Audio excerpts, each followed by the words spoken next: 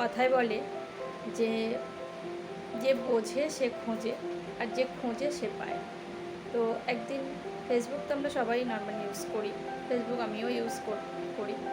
তো ফেসবুকে একদিন খুলতে খুলতে ফেসবুক ঘাঁটতে ঘাঁটতে একদিন দেখলাম একটা অপরচুনিটি সামনে আসলো, যেটা ঘরে বসেই করাটা সম্ভব, এমন একটা বিজনেস যেটা আমি ঘরে বসেই করতে পারবো, এবং অবশ্যই নিজের ফ্রি টাইমে। তার সাথে সাথে আমি ছেলে মেয়েকেও দেখাশোনা করতে পারবো, সংসার মেনটেন্স করতে পারবো, সব কিছু বজায় রেখে আমি কাজটা করতে পারবো।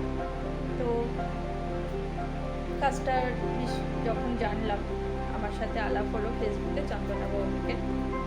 দিদিভাইয়ের থেকে আমি জিজ্ঞাসা করলাম যে কাজটার সিস্টেমটা কী আছে, কীভাবে আমি বিজনেসটা করতে পারি, বিজনেসটা কীভাবে আমি এখানে করবো, আর্ন করা যায় অনলাইনে, ফোনের মাধ্যমে অবশ্যই, কীভাবে করব। তো তখন দি আমাকে বললো যে এখানে জয়েনিংয়ের জন্য আগে ফার্স্ট কেওয়াইসি আধার বা ভোটার।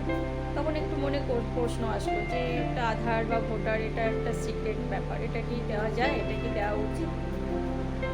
তো কিছুদিন ওয়েট করলাম, ভাবলাম যে এটা দেবো।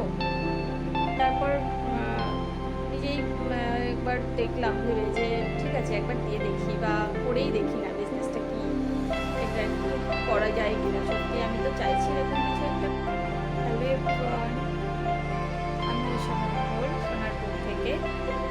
সবার আগে বলবো আমি হাউস ওয়াইফ একজন এবং মা। দুটো বাচ্চা আমার, একজন কলেজ গোয়িং, একজন ক্লাস 3-তে পড়ে স্কুলে।